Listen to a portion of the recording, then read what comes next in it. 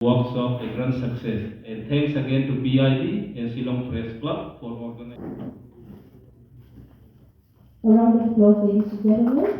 Extend your warm welcome to our chief guest who's here this morning with us.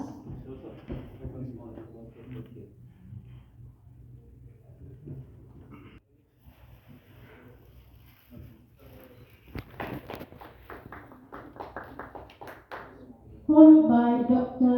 Darishisha Thangkhiew, Assistant Professor, Department of Economics, Northeastern Hill University. For those of you who are curious to know what's inside the little baskets, well, they are organic, handcrafted spices from Meghalaya.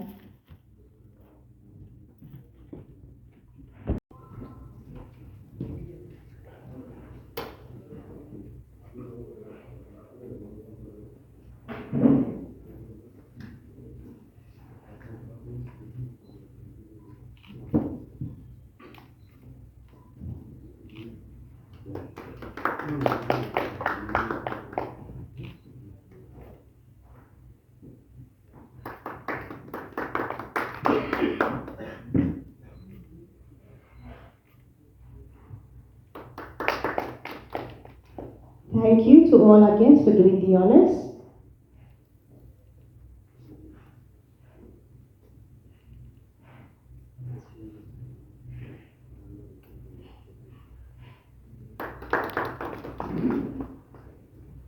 Form of news reports, press releases, photographs, articles. We have seminars. When minister comes, we also organize press meets. And Vartalap is such an effort of the Practitioners. For those unemployed people, this is a good option. So since my two friends have already made an elaborate presentation on the overview and the recent changes, and we have taken, I think, more than our quota of time, I will conclude. I will be speaking on only 2 points. Those points are the recent initiative that Central Board of Indirect Taxes and Customs have taken for the smooth rollout of GST and all the other changes.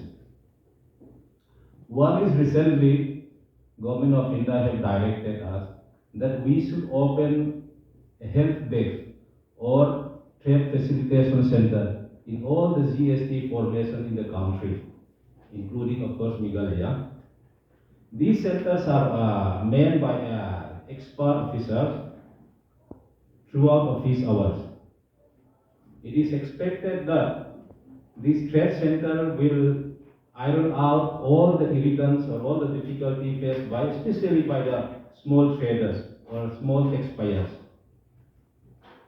And recently, from 12 March, even we start opening and activating those centers on Saturday also. Otherwise, Saturday is a holiday for us.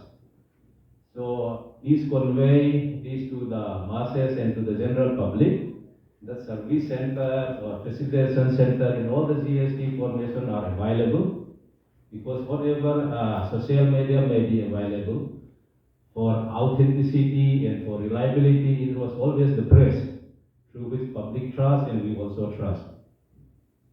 Apart from that, after introduction of GST, the central government also think fit to establish more training institutes and centers across the country.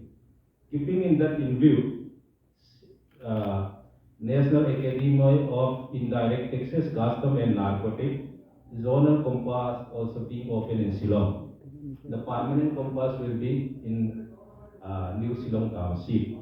It is functioning fully now in Shillong in rented premises.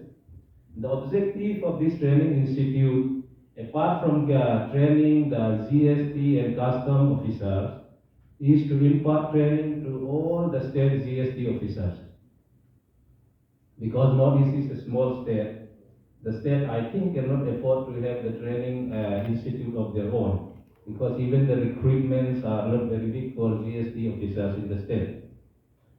So GST Council mandated that the CBIC, that is Central Board of Indirect Taxes and Custom, will impart technical knowledge to all state GST officers. Apart from giving online and classroom training, the Academy also continuously and regularly conduct this type of workshop and seminars, not only in Meghalaya, but in other places like Guwahati, Mizoram, and so on and so forth. Development goals budgeting. This is very important given the fact that the baseline report of the Northeastern Region District SDG Index 2021-22, it doesn't paint a very good picture of the status of our districts. Only one district, that is the East Khasi Hill, earned the status of a performer and has been placed in the rank of in the 57th rank out of 100 plus districts in Northeast. So it is very obvious that we need a big push in this aspect, and this government has allocated 48% of the budget size for the purpose of improving the SDG index. Then we have also seen the allocation towards the health sector. It has increased, but it is yet to be seen how much is being earmarked for capital outlay, but we expect that it will increase. And the government has also placed importance on arts, culture and sports activities as being projected in the state budget. Budget 2022 has focused on infrastructure growth. Of course, in line with the union budget, we have the capex at 18% of the budget size. In fact, last year it was only 14%. So this shows the government's commitment on the infrastructure building, which we all know we are very much lacking in the state, and it is a cause of stalling of many development projects. And we have seen that road connectivity has been given emphasis, and also the water connection. Then coming to another aspect which is very important in this budget is gender budgeting. This is very much appreciated, and because from this budget, gender budgeting, we come to know how much of the resources is being allocated for the welfare and progress of the women. And it can act as a very powerful instrument for bridging the gap of many socio-economic indicators between genders. And from in this part of the budget, we have 13% of the total budget being allocated for development of women. So this is a very good and welcoming move. And we also have the youth budget. This is also the need of the hour. It shows how much the government is sincere in investing in our future, that is the youth. And in fact, 7% of the total budget has been allocated for the development of the youth. Of course, it would have been better if we have more investment in the youth.